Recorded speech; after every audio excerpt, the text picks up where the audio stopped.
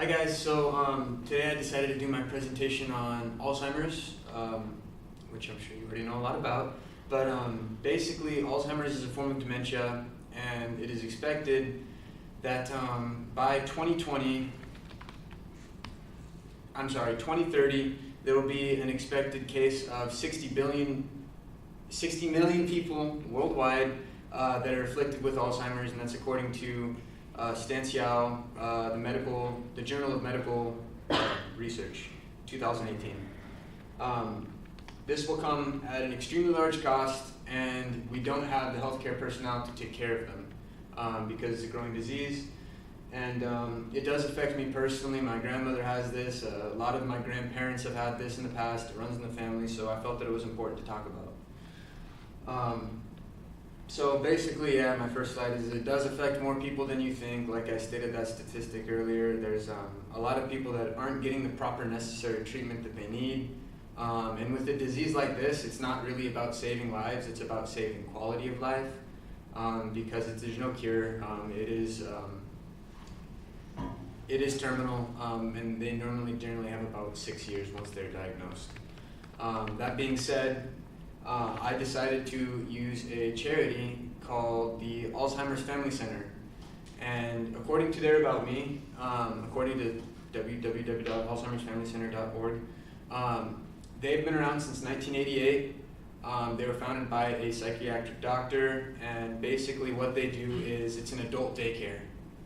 They do brain games, they do memory retention techniques, they feed them proper nutrition throughout the day so that they have the best chance of keeping their mental capacity more than they would if they weren't doing this activity.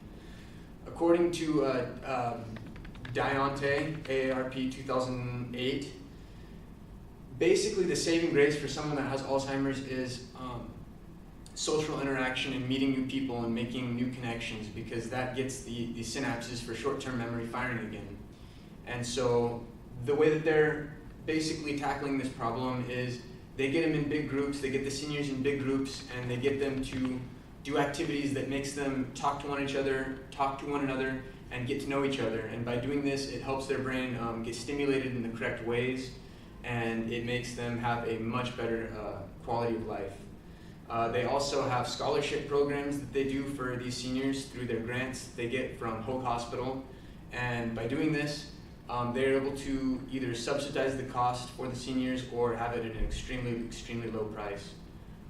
Mostly this is for family caregivers that cannot really afford to have full-time care, so they are stuck taking care of their sick elder, and if you have to leave them at home, it could be a very dangerous situation.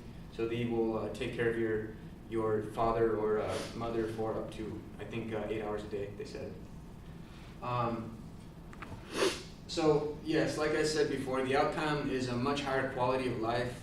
I'm forgetting the author, but another article that I read by AARP 2018, she talked about how her mother, when she was first diagnosed with Alzheimer's, she receded, and that's what they normally do, is they will recede.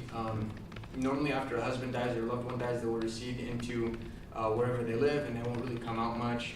And basically that's the worst thing that can happen to them, because if they're not stimulating their brain, the synapses are dying. So by getting them enrolled in some type of curricular activity where they can keep their mind busy, it not only increases their quality of life, but it will help them retain their memory for a number of years longer than if they were to just do nothing. So yes, I hope you guys were a little bit informed. I hope it wasn't too monotonous, and if you guys wanted to look more into it, there's a really interesting video I watched. It's about an hour long, but it's basically, there was supposed to be 3 stages, but they call it the 7 stages of Alzheimer's through one of their caregiver's eyes. And it just goes through a lady and her caregiver, and she documents the changes. And it's a terrible disease, but thank you for listening. Have a good one.